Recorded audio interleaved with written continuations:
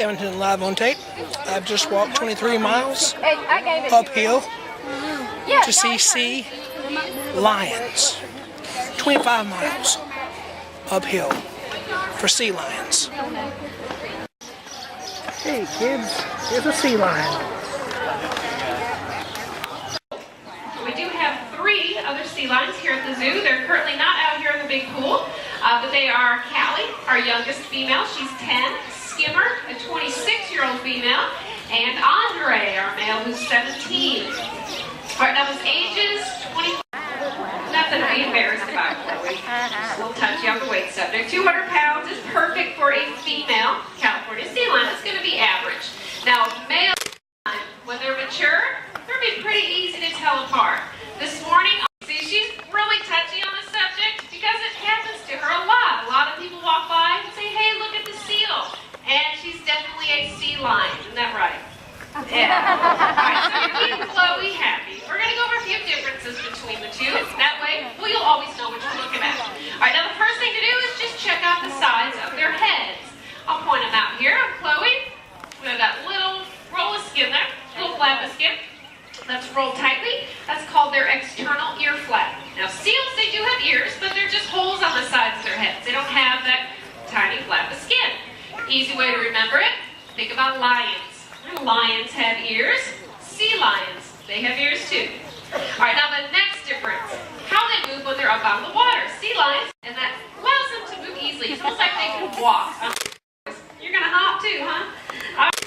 Now a seal, they're not going to be as lucky. All right, they have shorter front flippers. They can't rotate their... All right.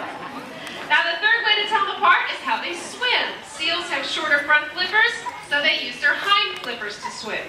Sea lions, they're going to use their front flippers. They're really long and really powerful. So Chloe's going to take a lap around the pool. You can watch. She takes 1 or 2 strokes of her flippers, and then she just tucks them right alongside her body, allowing her to be very streamlined. Or when she's not playing with her fish, she's very streamlined. All right, now sea lions can get up to speeds of 20 to 22 miles an hour, so they can get swim pretty fast. Now here at our pool, though, it's really not as important for them to swim that fast. They have all their fish called predator in the wild. Yeah, very good. Someone got it right away over there. Good job. All right, so killer whales and sharks are sea lions' predators. Now, though sea lions can swim fast, those predators swim a little bit faster. So if a sea lion comes across one of them, they could do a behavior we call porpoising. They're swimming along. They can bring their entire bodies up out of the water. This can give them a little burst of speed. Chloe's kind of a slow motion porpoising today. It'll give them a little burst of speed, though, allow them to catch a breath of air, and we also think it may confuse that predator a little bit as well. All right, so a little side note about our we don't ever punish you. What are you trying to say? No. There are no sea lion spankings. That's what she's trying to tell you. See, that's actually going to be really negative. That's going to be punishing the sea lions. We don't want to do that. We want this to be fun. We want them to enjoy it. All right, so if they don't do the right behavior, we'll maybe ask them again. On those days if they want to sleep or swim for the shows, that's fine too. We'll try again, and then they swallow it whole. Sea lions don't chew up their food. They have no way to grind it with sharp-pointed teeth. All right, they can swallow some big fish too, about 8 inches long, weighing over half a pound, just like that. All right, another advantage. Sea lions are really flexible, especially in their necks, which is going to help them keep up with the fish as it's swimming away from them. All right, so there's a little test you can do if you want to compare yourself to a sea lion. It's pretty easy. All you have to do is see how far you can bend your head back. Kind of like this. All right, I see a bunch of you trying. So as people, we can pretty much look straight up into the sky. That is very flexible for a human. Not very flexible, though, if you are a sea lion. You want to show Chloe? Yeah. They can touch their noses all the way to their back. All right, so you can picture this is very good at catching that frisbee with those sharp teeth. And lucky for me, she's also good at retrieving the frisbee. So we'll try this one more time. All right, you ready, Chloe?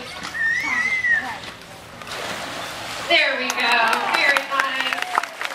All right, so those sharp teeth, good eyesight, have allowed Chloe to be a very good Frisbee player. All right, she is multi-talented, so we're going to get this ball in the pool and see what happens next.